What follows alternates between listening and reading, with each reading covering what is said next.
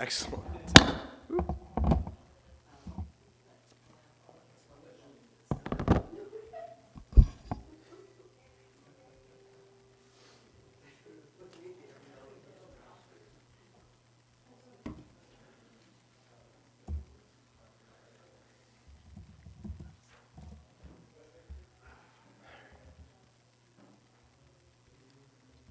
Okay, well, good morning. We can get this started. Thank you, everyone, for coming out on the Sunday before Thanksgiving. I was really glad to see that my day for catechesis fell on this particular Sunday, so I'll have the smallest amount of people to embarrass myself in front of. You have one additional visitor on. Mary is on Zoom. So Oh, wonderful. she wants to see you. Hi, Mary. Thank you so much for being here. She just called and said, where is it? Yeah, there's always a delay. For those of you who don't know me, my name is Mark Clemens. I've been coming here for actually 7 years, sort of exactly, because I started coming here on the Feast of Christ the King in 2015. So it's kind of a liturgical birthday for me. So I'm really happy to be here with you guys today. Brief announcement first. So our Advent Catechesis series is going to start next week. And we're going to be going through the gospel readings on Matthew for each of the 4 Sundays in Advent. And we invite you to follow along. Forgot my prop. We're going to be using this devotional by N.T. Wright called Advent for Everyone, with a focus on Matthew. This is going to include a brief daily reading, which kind of falls outside of the Sunday lectionary from Matthew. And there will be some copies floating around, I think, Rich, is that right? Well, I have 3. Okay, well, that's some. Those are specifically designated. I think Jennifer may be announcing how you get it. Okay, yes, and you can, Sample copy. yeah, and you can get it through Amazon or all the places you would get books normally. So I'll give a brief plug for that, and that's going to be our programming for the next month of catechesis. And so, I already introduced myself. What we want to do today is bring back something that we started, I think, pre-COVID. We're calling Elred's Hour, which is essentially, we want to devote 3 or 4 catechesis hours during the year to just fostering friendship and discussion among within our church, and doing less listening to somebody talking up here and more talking amongst ourselves and sharing with each other. And maybe I'll, in the course of this, I might turn it back and open it up to larger group discussions. But I want to really focus on just kind of chatting with the people who are next to you, and I'll give you a couple prompts to talk about, so that you're not at a total loss for words if you're like me and don't like small talk.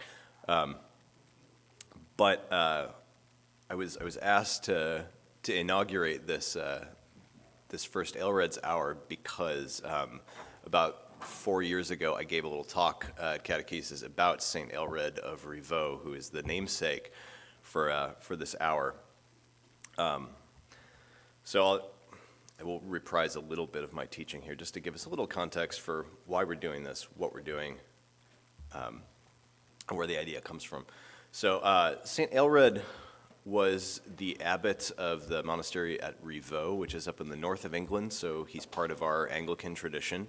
This was in the 12th century, so that's 1100s, so well before the English Reformation came around.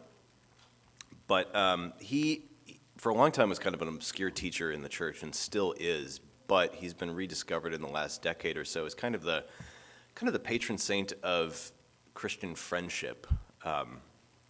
Some people have really taken up the torch for him in that aspect of his teachings, partly because of a little book that he wrote called Spiritual Friendship.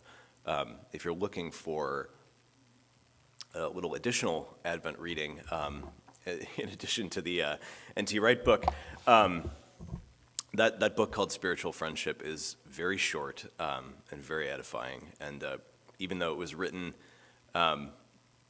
800 years ago, it's still very accessible. And I know I've benefited a lot from it. And so let me just delve into his teaching on friendship a little bit to give us some context for what we want we want to do today. For Elred, friendship is the basic unit of Christian community, right?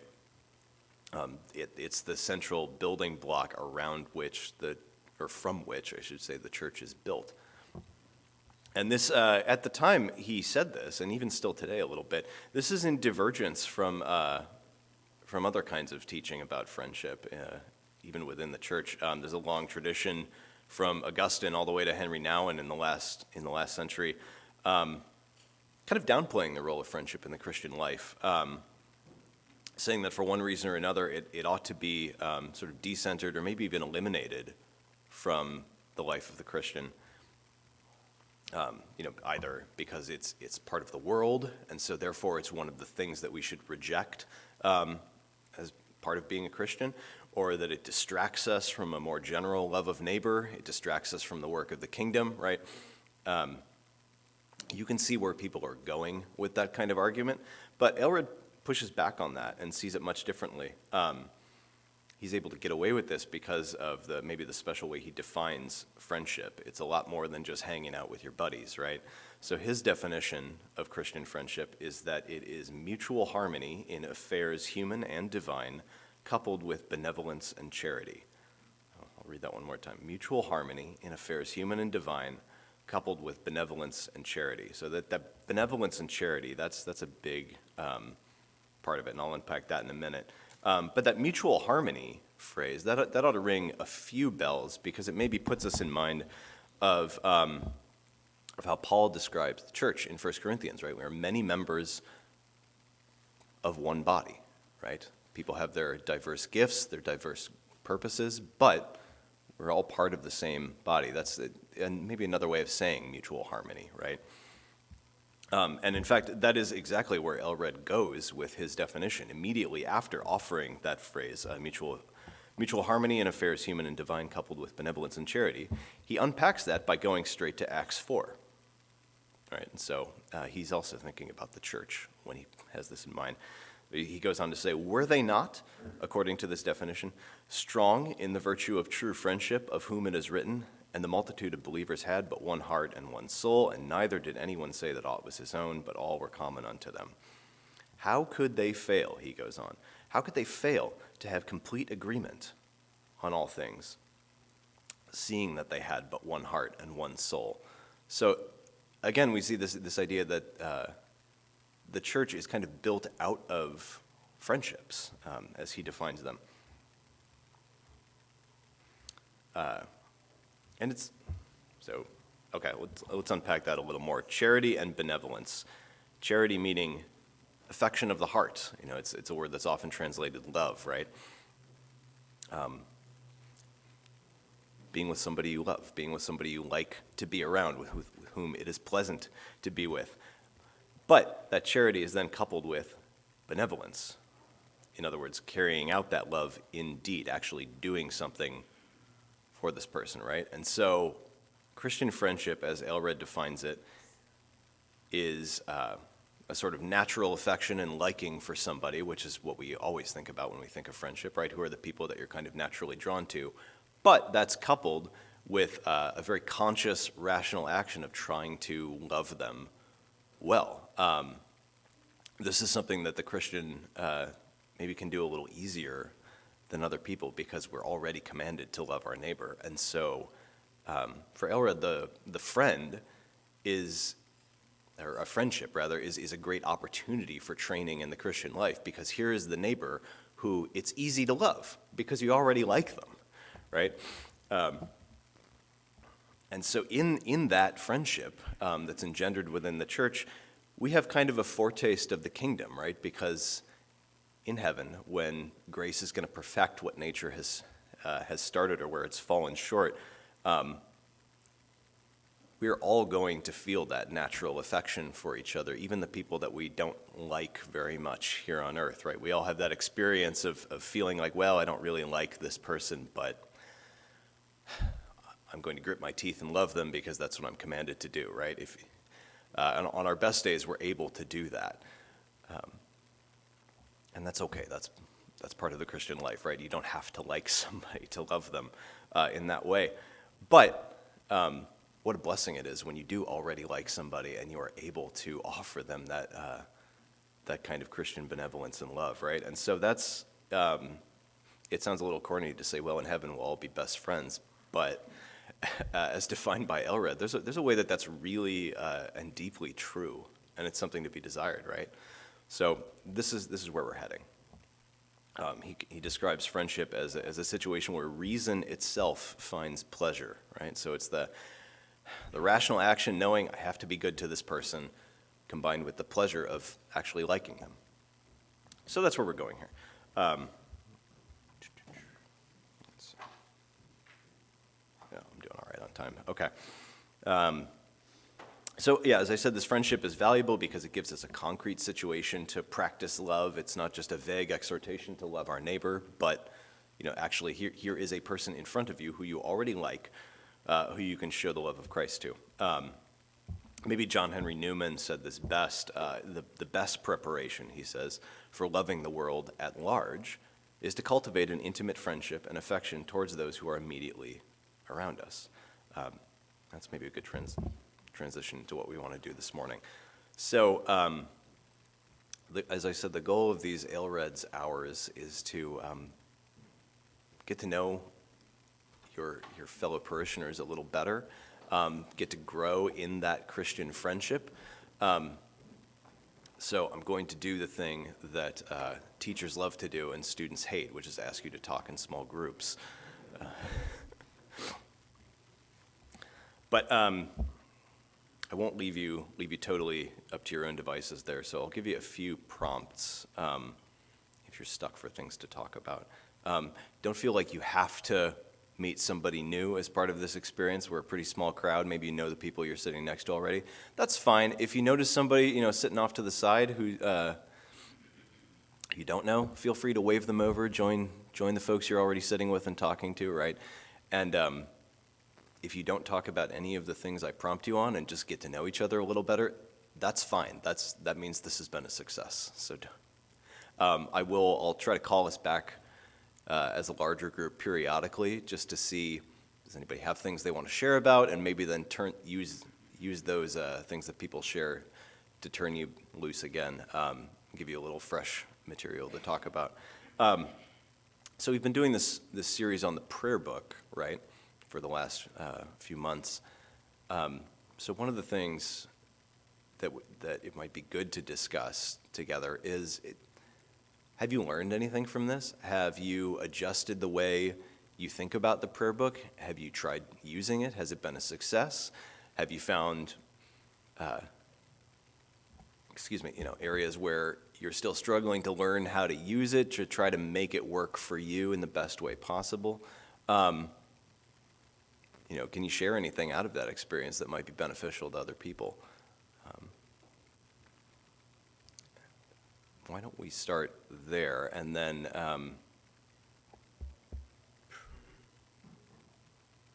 let's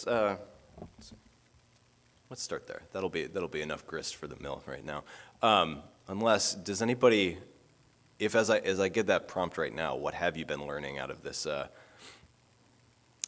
these few months with the prayer book? If anyone has anything that springs to mind right now that you'd like to share as part of the larger group, we can start there. Maybe that might be a little better. I'll open the floor briefly. Rich. So I'm a critical, maybe some cradle institutions. Okay. And so I know that I'm supposed to, Thanks, Mark. I know how central the prayer book is. My grandfather even started a prayer book collection that has all of the prayer books since 1549. So I really should know all this stuff. Yeah. But up until this class, I've really had a hard time with the prayer book. There's too many options, there's too many variations. And I have really appreciated the pamphlet that we've got. I actually get it out every morning and put it down. And I love the little asterisks that say, you don't have to do this, which, because I could never get through it. It still takes me quite a while, but the asterisks are amazing freedom to do things. I'd say one other thing too, that I'm learning that I get to experiment. The bishop's talk last week really helped me with that, which is the idea of you don't have to get through it, you don't have to follow the order that it goes in, you don't have to do that. And I'm finding that I love to read the Word, so I never get to prayer. So I'm reversing it and starting with the prayer part so that I don't neglect it. So those are just a couple of my thoughts. Thanks, Rich. Yeah, that's exactly the kind of launching pad I was hoping for. So why don't we turn to the folks around us? What do you have to add to what Rich says? Do you have an argument that you want to pick with what he said? Is there something you feel like has been missing from our right? Why don't we discuss that with the folks around you? I'm not going to do anything like actually, make us count off and break into groups or anything. But talk to the folks who are sitting around you. Pull in somebody who's maybe sitting off on their own, who looks like they don't know anybody, right? And as I said, if you don't get to the prayer book and just get to know each other, that's a win too. But let's start there, and I'll call us back together after maybe about 20 minutes and see if we can get some kind of larger group discussion going, and then I'll split us back up.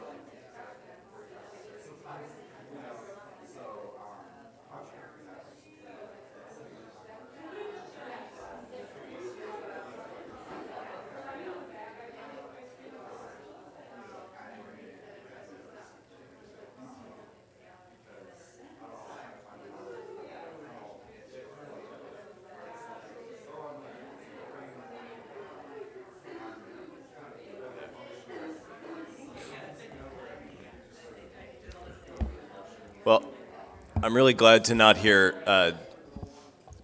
awkward silence everywhere. It's very encouraging to see that everybody's just gotten right into it. But I do, we've got maybe about 10 minutes or so before we need to break and get ready for the service. But I wanted to throw it back to the larger group. Does anybody, I don't know, what do we want to share out of those smaller discussions? Is there anything we want to bring back to the larger group? Don't feel free to share out of that if you would like.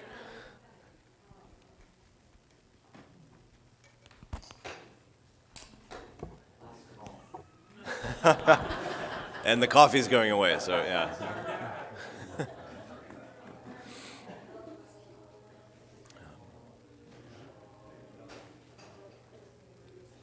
All right, am I going to have to call on people?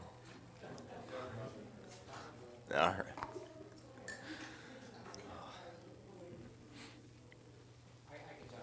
Yeah, sure, Jim, thanks.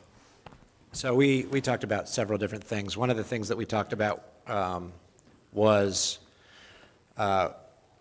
first we talked about what Anne had talked about in terms of the collects and the structure of the collects and how useful kind of understanding that structure was. And then we got into talking a little bit about the prayer book, but we also talked about some of the different ways that we engage it and engage the prayers through apps and various other resources. And then we got into a discussion about some of the barriers to engaging prayer regularly. And so that was kind of some of the things that we talked about. Okay. What are some of those barriers? We talked about kids. No, but mostly scheduling, studies, and also in some ways a kind of viewing it as an obligation can sometimes be counterproductive. Something, I just need to check the box was one comment that was made. And one person said that the comments from last week about not putting too much pressure on yourself and having an emotional experience, but just doing it was really productive. So. And that's a good note to end on. Thanks, everybody. All right, well, the man in black says it's time to go. Thank you, everybody.